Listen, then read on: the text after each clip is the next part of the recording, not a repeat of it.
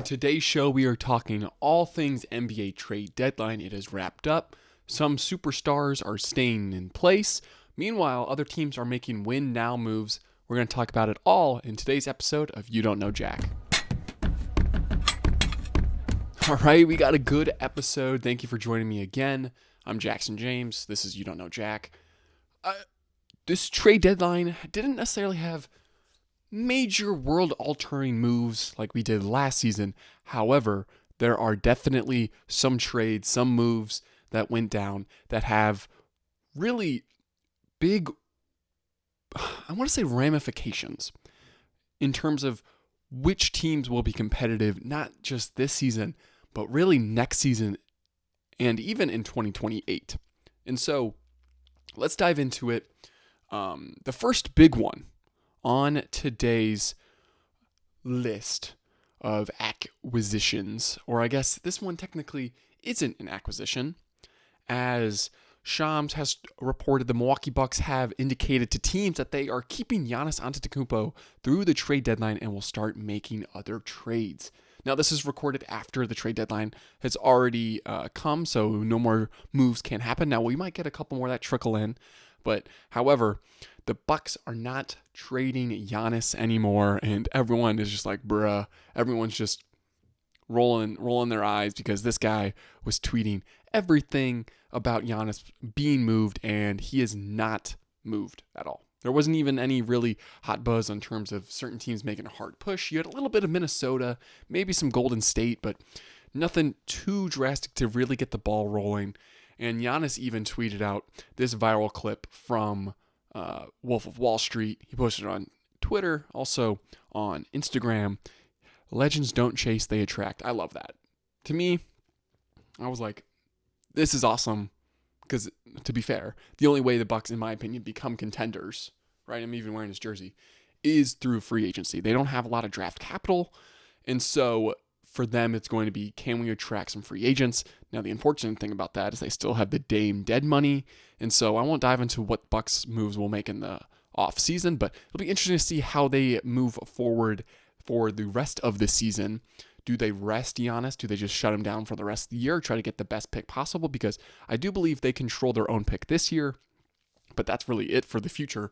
And so if they could potentially land a top 3 pick, right? Because again, this lottery, the top 3 picks, at least all 3 of them are going to be somewhat stars. I have my doubts on the Boozer kid out of Duke, just compared to the other 2 guys out of the BYU and Kansas. But so for Giannis, I think this is a big thing. Let's take a look at our standings. This is kind of my reality check because the Bucks currently are 12th in the Eastern Conference with a 20-29 record. I believe they're only 500 when Giannis plays.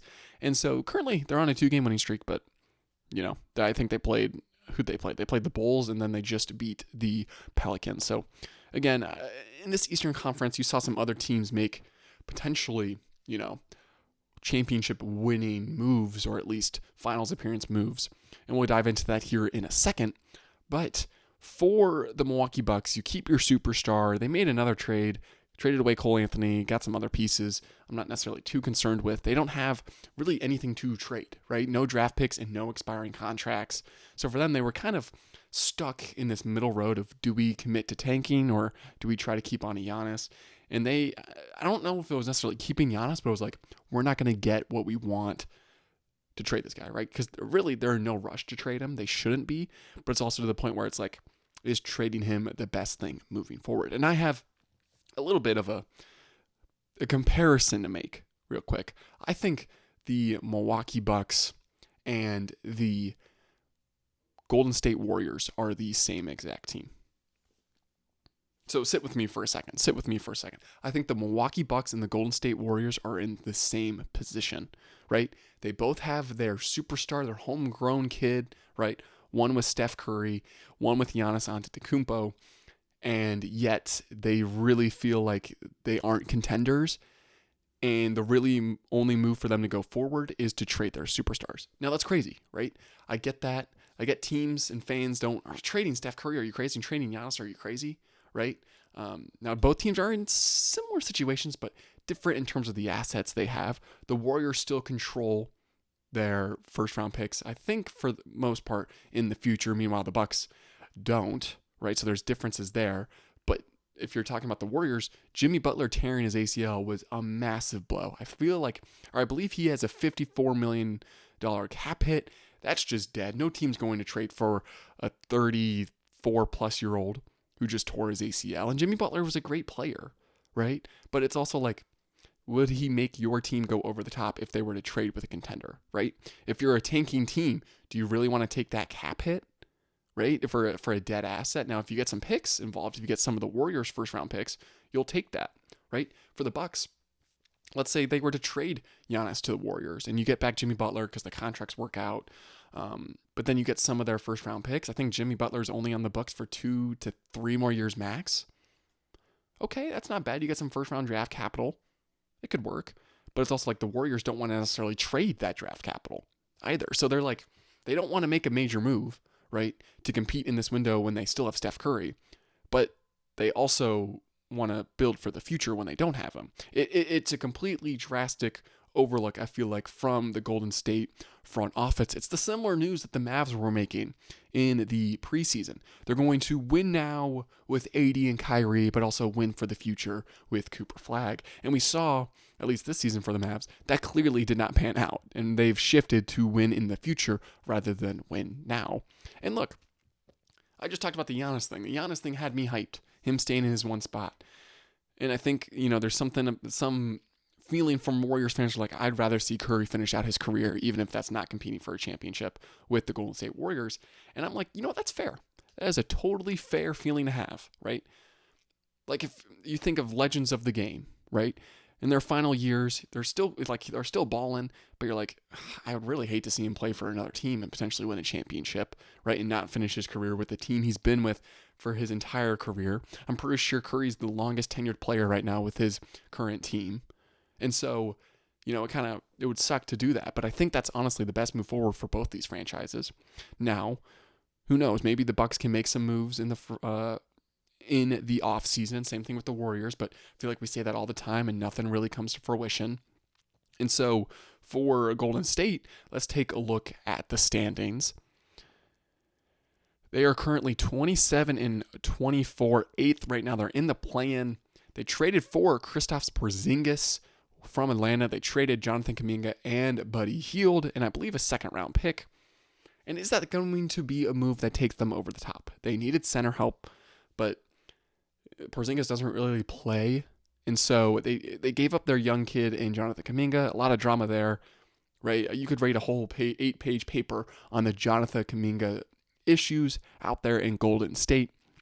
However, I don't think the Warriors made the right move here in trading for a guy like Porzingis. They needed to make something, right? Because they need to be competitive, right? They're somewhat still in the mix in the West, but you look at the top 5, even top 6, the current teams in the playoffs right now, and then you look at the play-in teams, and then you look at the non-play-in teams. It's really like different tiers and almost different leagues that these teams are playing in, right? You could make the argument for these top 6 teams to win the West. You could make that argument. I think the argument for 7 through 10 is definitely tougher, right? And I would honestly say it's almost impossible to make the case for those play-in teams right now to win the West, right? If you were to pick one, you'd probably pick Golden State because they have the best player out of those 4 teams, but it also feels like they're in their own way because they won't commit to winning now or sacrificing somewhat of their future to win now. They kind of just did that by trading a mid-20s high potential player in Jonathan Kuminga to Atlanta. But like you look at these teams, right? Some of these teams are building for the future, not necessarily this season. Utah made the trade for Jaren Jackson Jr. That's a huge trade that could pay dividends next season. Then you also see teams, like LA get Darius Garland. They're maybe also building for the future. They want to clear cap in 2027 offseason, I believe, to really make a move, right? Then you have teams that are kind of staying patient, like the Lakers. They aren't necessarily too much in a hurry of making a move. They have their star in Luka Doncic for the future. I feel like they're waiting for LeBron's contract to be up so they have that free cap. They don't have to worry about necessarily catering to him. and then they can really compete here. I feel like the only teams that are in drastic, dire need, or were in dire need, I would say, but teams that really feel like they need to win this season or it's kind of washed, in the West at least, it's Houston and maybe even Minnesota, I would say. I think Denver still got a couple years. They got Jokic. Oklahoma City, they're going to be good for a while. San Antonio, it really feels like they're ahead of schedule with the 34-16 record. But for those teams, they didn't make too many moves. I don't think Houston made a single move. Minnesota traded Rob Dillingham away. Nothing too flashy. They got Ayo Dosunmu from the Bulls. Made some upgrades there. Is it going to be, move the needle type moves? Maybe, right? Get some depth there at the guard position. But Houston, I didn't see their name once come up. Losing Steven Adams is a blow. But so the West is obviously a gauntlet, but the East is where we saw, I feel like, a majority of the moves. And the first move I want to talk about, in maybe one of the worst trades of the weekend, or of the deadline, is this one right here, is the Zubats to Indiana. Here's my take on it. I think the Indiana Pacers made maybe a very boneheaded decision by trading for Vitsa Zubats. Look, I think he's a great player. We can take a look at his stats right now. He's currently averaging 14 point double-double, right? Shooting 61% from the field. Very solid player. And he's only 28, right? He's still got a couple years left. Not the most, not the oldest player they could have traded for. I don't know what his salary is looking like, but definitely wasn't, it's definitely a move that can move the needle, right? And they needed losing Miles Turner in the offseason, left a hole in their roster. Obviously, this year, we go back to the standings, right? Reality check. They are in the bottom of the East. They have 13 wins right now. 13 wins. The reason why I hate this trade is because they traded their first-round pick this year. Now, hey, look at that. Look at the fine print, right? Protected 1 through 4, 10 through 30. So, there's a chance they just traded the 5th pick of the draft away for a 28-year-old center. The 5th pick of the draft. That is insane. Not only do they trade the 5th pick, they traded a 2029 first-round pick, and they traded Benedict Mathurin. Now, Benedict Mathurin, he's 23 years old. He's averaging almost 18 points per game for them. This was a guy, I believe, on an expiring contract. They didn't really need him, and now he's on the Clippers, right? They moved off him. A former top 6 pick, by the way. They trade him. He was kind of long gone. He was always kind of like, this is going to be your last season. Everyone kind of knew he was going to get moved at the deadline, but for what? And it feels like, and again, maybe I'm underrating Zubats, right? But it feels like this was just a complete panic move that could backfire instantly. Even if it doesn't. Even in the scenario that it doesn't. Let's say it lands in the top 4 or 10 through 30, right? It doesn't. They keep the pick. The Pacers retain the pick. Well, then they have to give up the 2031 first-round pick, and that one's completely unprotected, right? That's in 5 years from now. Who knows? Who knows where the Pacers will be 5 years from now, right? This year, again, bottom of the standings. Like, to me, again, they're like, if we win the lottery, we're good. But it's like, you made this trade to win next season, right? Hopefully get Halliburton back. Hopefully he comes back full speed to run it back in the East. The East still is pretty weak compared to the West, but I definitely think it got a little bit stronger. However, there's a chance where you blew a massive opportunity, right? Why not wait to get Zubats in the offseason? Why do you have to trade for him now, right? Maybe you're like afraid of not getting him. Pacers were linked to a lot of centers at the deadline. They went with Zubats, and probably he was the most expensive one. You're telling me, again, I'm a Mavs guy, right? You're telling me you couldn't have traded maybe your 2029 first-round pick for a guy like Daniel Gafford, right, who excels with the playmaking point guard like Halliburton? I think that would be a great fit, right? I don't even know. I'm such a casual. Who's this Kobe Brown guy? He's also 26, so he barely plays, so it's kind of probably a nothing burger, probably just roster spot. But it's just feels like this move could backfire. And this was like at the buzzer, too. This was like one of the last moves of the deadline. And I think Indiana got fleeced. I think they got absolutely fleeced. Let me know your guys' thoughts in the comments below. What you think about this move for the Pacers, because I'm lost. Then you got some other moves. This Jose Alvarado got sent to New York. Pelicans get Terry. Again, I think, trade the Pelicans. I'm surprised. The Pelicans to me look great on paper. Like, they have pieces on that team that I really like. But again, reality check. You look, they are pretty much at the bottom of the West and bottom of the league. And they don't control their first round pick. So they are really in the shitter right now. They are really in the shitter, especially if that pick lands top 6. Because it's just tough to be the New Orleans right now. It's definitely tough to make trades. They trade away Jose Alvarado, who is a nice little defensive point guard. Maybe the Knicks needed some more help in the front court, or guarding the other players, point guard and whatnot. This gives a nice little backup potentially for Jalen Brunson out there in New York. I think this is a slight move, nothing crazy, similar to them signing Jordan Clarkson. I don't think it moves the needle too much, but it's definitely a win now type of move, especially when you trade second round picks and in cash. You give cash, especially when you give cash. That is the definition of a win now. Then we have another big one. The Lakers' only move, I believe, of the deadline.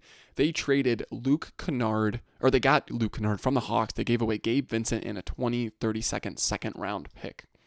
It's so funny that teams can trade like, you're seeing 2030 picks get traded. Like, that's just insane how NBA teams make trades. You would never see a team trade their 2032 pick in the NFL. You would never see that happen. But this is a trade that, again, I think it's good for the Lakers. I wonder why the Hawks did this. I think Kennard might be on an expiring contract. And so for the Lakers, they get a guy who's absolutely balling if you look at his stats. I mean, I believe he's shooting nearly 50% from 3. Yeah, 49.7% from 3. They get a nice little shooter. How many minutes is he playing per game right now? He's only playing 20-ish minutes. So for a guy, I mean, he's still 20. He's 29. It feels like he's been bounced around the league a lot. But they get another shooter in Los Angeles. A lot of fans were saying they didn't love Gabe Vincent. There's a lot of heat on Gabe Vincent. And so for the Lakers to get off him, because they don't necessarily need a guy like Gabe Vincent. They also don't. They definitely need shooting, but it definitely feels like they need more defensive type players. And Luke Kennard's definitely not that. But I think they're just, at least this year, they're going like, hey, we'll win with offense. And you have to tip the cap to them. They're winning with offense. So for the Lakers, this is a fine trade. I think it's a solid trade. Nothing crazy, right? I don't think there was too much for them to trade for, especially with their somewhat limited assets. Again, I think they're waiting to really move off LeBron before they have some more flexibility to really flesh out this roster, because it feels like, again, they're solid. They're currently 6th in the West. You definitely see the upside with this team, but it definitely feels like sometimes you definitely can see, the flaws in this roster. Through the season, they're only a 0.1 or plus 0.1 point differential, which is so funny for a 30-19 team. And so for the Lakers moving forward, I think it is prioritizing Luka Doncic and how you get pieces around him that fit him, similar to what the Mavs had, right? Get defensive players in a PJ Washington, a Derrick Jones Jr., guys that can guard your other team's best player and also can switch and protect the rim. I think that's the most important thing for the Lakers moving forward. And then, like I mentioned this one a little bit earlier, the Timberwolves getting Ayo Dosunmu from the Chicago Bulls. They traded away Rob Dillingham and a plethora of second-round picks. I think the Bulls, to me, are one of the more confusing teams because they keep trading for guards. I believe they only have like one or two centers on the current roster right now. Their roster construction is terrible. It's just straight terrible. They got a nice little young piece in Rob Dillingham. This guy was a top 10 pick only 2 years ago.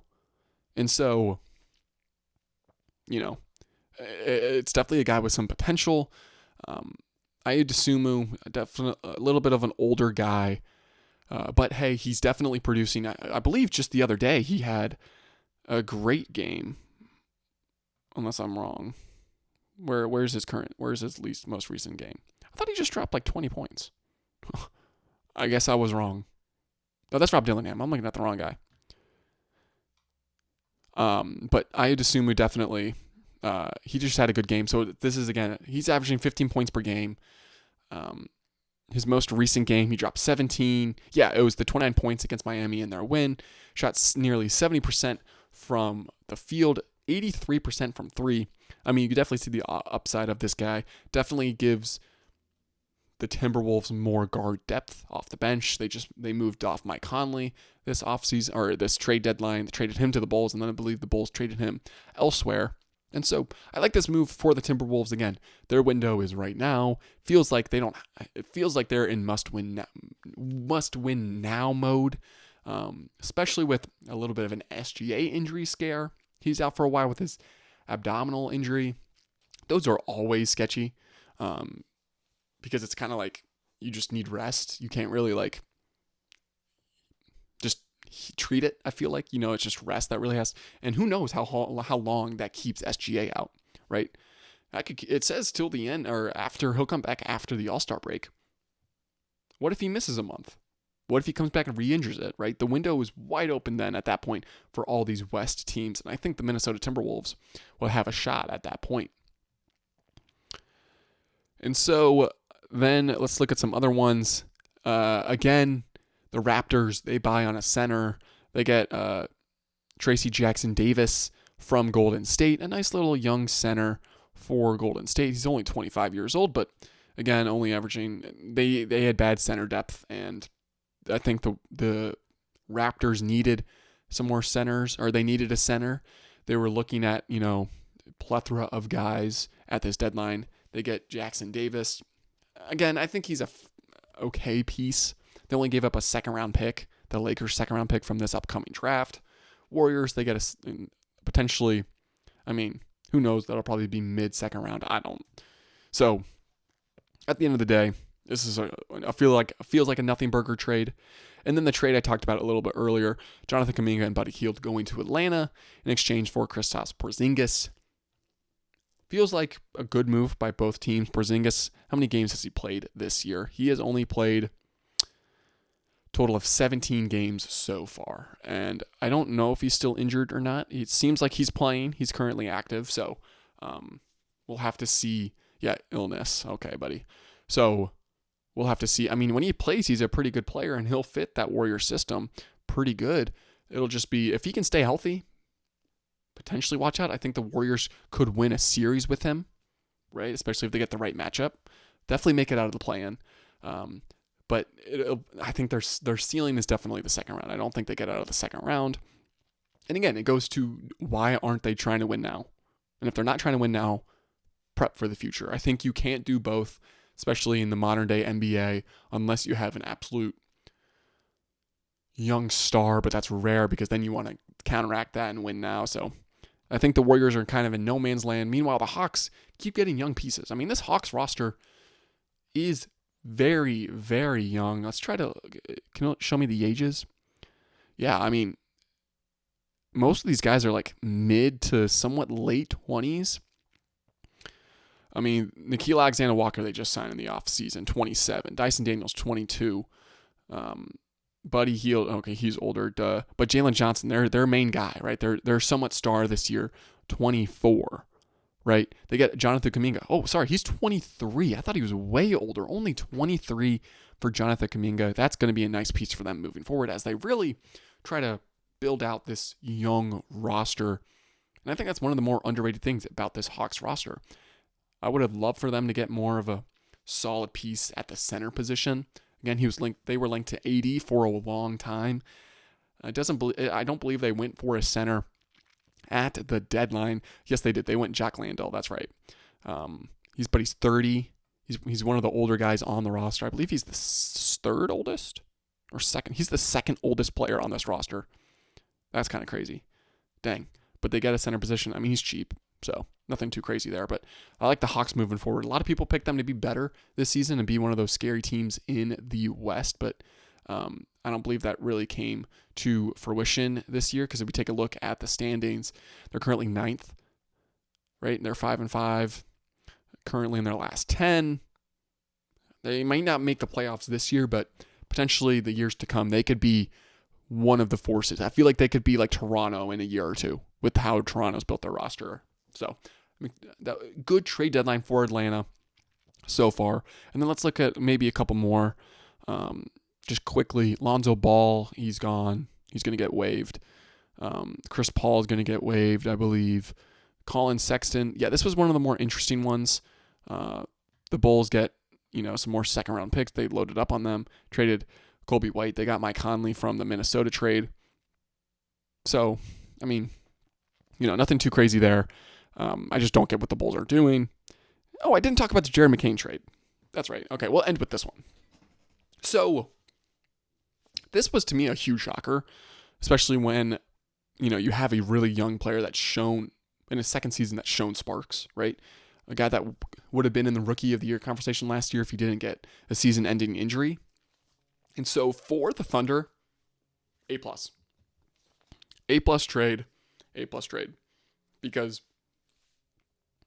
Jared McCain feels like he's going to be the next Halliburton when he got moved from Sacramento to Indiana, the next Jalen Brunson when he signed away from Dallas to New York. This guy this guy has the potential to be one of those sneaky players. Now, how much run is he going to get on a fully healthy Thunder squad? We'll have to see. We're going to see more of him we're going to see more of him as soon as possible because of the SGA injury, getting a little bit more scoring. I mean, this guy, you look at the stats. I mean, only 6.6 points, but in limited minutes, only averaging about 16.8, so 17-ish minutes per game this season. But he's definitely shown sparks in his limited, time on the court. For Philly, I think if you were to look into it, they wanted to save on cap. They didn't necessarily have the minutes for him. And so it's not like the craziest trade from the Sixers' point of view, but I think this could age very poorly. And so that is a little bit of a shame for 76ers, because they have a nice little young squad right now with Maxey, Edgecombe, Quentin Grimes is still there, right? And Jared McCain could have been a nice piece off the bench, but unfortunately they had to move off him. They get a first-round pick this upcoming year, which will probably be in the 20s, but hey, this is a loaded draft, so it's not necessarily the worst thing to get a draft pick from this upcoming draft. Then you have a second-round pick, which could be fairly high, but it's a 2027 one, so you don't know where that's going to be, and then 228 second-round picks. So Philly, they build, again, get more draft picks. And I think the crazy thing with second-round picks is if you trade enough of them away, if you get enough of them and then you can trade, stock them up and then trade them away, you could get a star. We saw that. Who was that? Someone was traded for like 5 first-round picks once, or for second-round picks. Oh, I'm forgetting who it was, but it was pretty crazy. And so that'll do it for this little NBA trade deadline episode. Craziness. Again, not too many. There's not necessarily one move that you're like, dang, the 2026 trade deadline was crazy, right? You could say it was the AD trade potentially, but it feels like it's watered down from last year. And then you're looking at, maybe Jared McCain. Oh, when was he traded? Oh, in the 2026 trade deadline, right? And so I don't think, if you're thinking, dude, there's a massive team that's winning, or one that's won the trade deadline, you could say Washington. I think Washington has the most upside to win from this, especially what they gave up. Oklahoma City, like I just said, has a lot to gain from this. But again, I think this is one of the weird trade deadlines where we're not going to see its effects this season. I think we're going to see it start next season, which is interesting in terms of how teams are handling this. I do want to look at one little thing real quick, if my keyboard will work. I want to look at Tankathon, which if you don't know what Tankathon is, it's like the NBA tracker of current draft order in terms of odds of winning the draft. So let's take a quick look at this to end today's episode. And so currently, Sacramento, Atlanta, Indiana, Brooklyn, they have the highest odds right now to land a top 4 pick. You know, that's the scary thing for for New Orleans, right? They currently have the second best odds to win the draft, and they just traded that away, right? Indiana, they also potentially traded their pick away. Now again, they have a 50% chance right now, as it currently stands, to make the top 4. But if that coin flips the wrong way, oh boy, oh boy, oh boy, that's tough. That's tough, and I would be absolutely crapping my pants if I was a Pacers fan, just worrying about, oh my gosh, we just traded the 5th pick of the draft away, which would be awful. But then we see some other teams. I mean, really, 8 down, all of these teams could potentially jump up in terms of losing and increase their odds, right? Memphis, they sold Jaren Jackson Jr. They're selling. They're probably going to continue losing this year. Dallas traded away Anthony Davis. They're going to continue losing. Utah, do they rest Jaren Jackson Jr., right? Or do they, play him a little bit? Do they start winning some games, right? There's not too much room for them to fall. They're only 3.5 games back ahead of Dallas. Dallas is only 3.5 games back of Utah, right? And I feel like Utah right now is currently in the middle. They're not one of the worst, but they're not like worst of the best or best of the worst. Milwaukee, if they shut down Giannis, how far do they move up, right? Charlotte, they seem to keep winning. They've won 7 in a row. I love how it's in red. Like it's a bad thing, right? And then you look at the second round picks. I mean, look at how much of those have moved, right? These are the first round picks, right? So Dallas with theirs, Minnesota with Detroit's, Cleveland with San Antonio's, right? Like most of these are playoff teams. It's the end of the lottery. So again, it's going to be crazy how we get it. We'll do a wheel spin, sim lottery. Sacramento won. Oh wow. See? First spin, Indiana lost. I'm just saying that trade could age poorly, bro. That trade could be colossal if Indiana gets screwed. Oh wow. Major winners, Utah stays, they would go up. Sacramento gets the first pick. When's the last time they've had the first overall pick? Utah, I feel like finally moves up. They've gotten screwed for like the past 10 years. Washington, Memphis. I mean, if Washington gets the 3rd pick, that's Cameron Boozer out of Duke, probably, according to most mock drafts. That's pretty scary right there. That's a pretty scary team in the East, especially with the trades they'd made. Memphis, they kind of restart their rebuild. Huge losses for Brooklyn and Dallas. So, I mean, it's interesting. So again, let me know your guys' thoughts on this whole trade deadline. What was your favorite trade? What was your least favorite trade? Let me know in the comments below. Anyways, thank you for watching again. Make sure you hit subscribe. I'm trying to get to 100 subscribers. We're currently like 60 something. I want to thank every one of you that are watching this or even just subscribed. It means the world. Again, let me know your guys' thoughts in the comments below. At least just like the video. Show me that you liked it, right? Anyways, thank you for watching, and I'll see you guys tomorrow.